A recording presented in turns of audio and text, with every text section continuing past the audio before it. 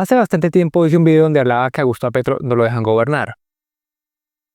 A poco más de 2 años de este gobierno progresista, ya es notorio un directo sabotaje a su mandato desde los medios de comunicación corporativos que semana tras semana se inventan un bulo nuevo, como el que nos vamos a quedar sin gas, o como desde el primer día que ganó las elecciones, diciendo que el dólar se encontraba a 5.000 pesos ya, cuando los mercados abren solo los lunes.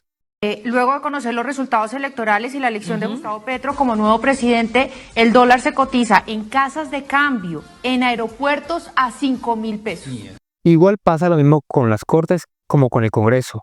La Corte Constitucional le tumbó media reforma tributaria, haciendo que las multinacionales extractivistas estén exentas de pagar impuestos bajo la excusa que dar unas pequeñas regalías materiales son el equivalente. O hasta aspectos tan sencillos como la construcción de vías terciarias como la placa huella, sin olvidar el tumbe al Ministerio de la Igualdad, que en el 2026 ya no estará, salvo que se apruebe nuevamente dicho proyecto. Lo mismo sucede con otras entidades como la CREC. Se ha hecho imposible gestionar una nueva regla tarifaria en los servicios públicos, porque la comisión encargada no admite los postulados por el presidente. Ahora, para el año 2025, la cosa se va a poner peor, y ya se está viendo. Literalmente, ya no solo hacen plan tortuga, o dejan morir los proyectos de ley por falta de quórum, como recién ha pasado con la reforma política, sin asumir la responsabilidad de votar negativamente los proyectos.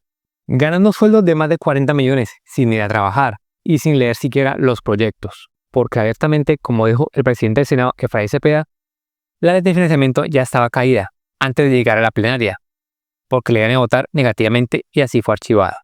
Pues le tengo la buena noticia que tengo los votos para hundirla el próximo martes, esa reforma tributaria de 12 billones de pesos. Así que si no están haciendo plan tortuga o están saboteando por falta de quórum, ya directamente votan las comisiones negativamente. Llegamos a un absurdo, donde cualquier iniciativa propuesta del gobierno es rechazada de plano, por el simplemente hecho de sabotear a su proyecto político, así como lo fue el metro subterráneo en Bogotá, que ya contaba con los estudios, renders y demás. Solo faltaba la financiación, lo más importante. La situación es tan lamentable que le echan la culpa a Gustavo Petro de cualquier cosa, de subir, por ejemplo, el pasaje de Transmilenio, cuando es una medida que se hace en cada ciudad del país año tras año.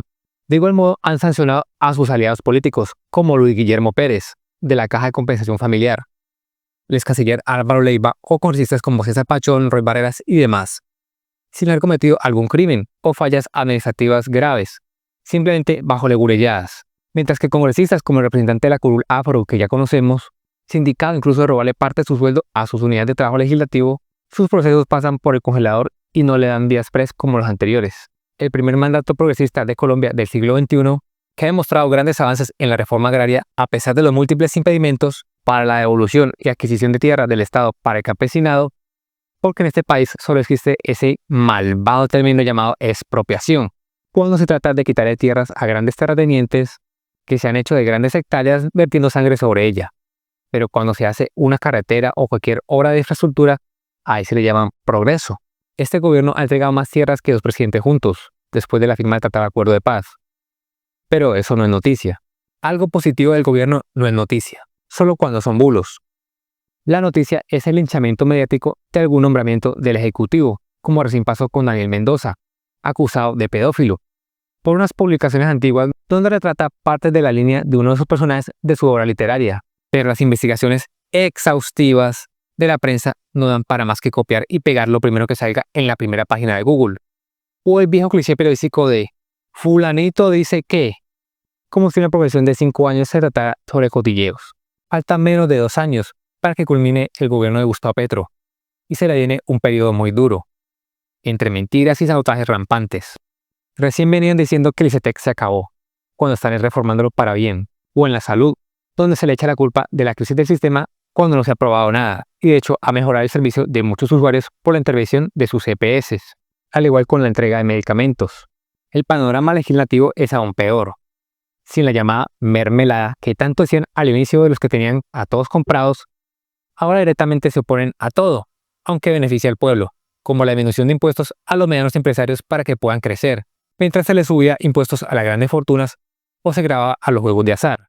Ahora, con un déficit fiscal, le queda muy difícil al gobierno pagar deuda y demostrar ejecución presupuestal, mientras se abrocha el cinturón en varias carteras. Igualmente, es todo un reto de comunicación dar a conocer sus logros o avances, Ante cualquier hecho de violencia se mofan abiertamente de la llamada paz total, aunque haya claros factores positivos con los llamados grupos armados, como el caso de Buenaventura, por citar un ejemplo, donde ya no se habla de descuartizamiento por los chotas o espartanos, sino de un concierto. Pero seguramente, si fue la noticia de los medios hegemónicos, es cuánto costó el concierto, porque si no tienen algo negativo que decir, no es noticia, a no ser que se inventen otro cuento, como que nadie puede viajar en avión porque se acabó la gasolina. Hay mucho por qué mejorar. Se nota la inexperiencia en muchos sectores, porque la izquierda nunca ha gobernado, y ya no hay margen para el aprendizaje. Ya con un escándalo de corrupción y con los magistrados de cualquier entidad pública haciendo abiertamente oposición como la Procuraduría, ningún funcionario público puede darse el lujo de fallar. Pero no hay que ser al miedo, sino que hay que trabajar juiciosamente. Deseo que el país mejore y cada uno de sus ciudadanos. Creo en este periodo político y si las elecciones fueran mañana, vuelvo y voto por él. Un gobierno que baja los índices de pobreza es el camino correcto al desarrollo de una patria grande. Hay que mejorar la comunicación. Los chismes políticos no sirven de nada. Hay que hablar de lo bueno y de lo que se debe mejorar. Si toca salir a las calles nuevamente para que el Congreso cumpla su labor, lo hacemos. Si intentan dar un golpe de Estado, lo mismo. Pero por más trabas u oposición que hagan a este gobierno, el cambio es imparable. Esta es la humilde opinión de este servidor.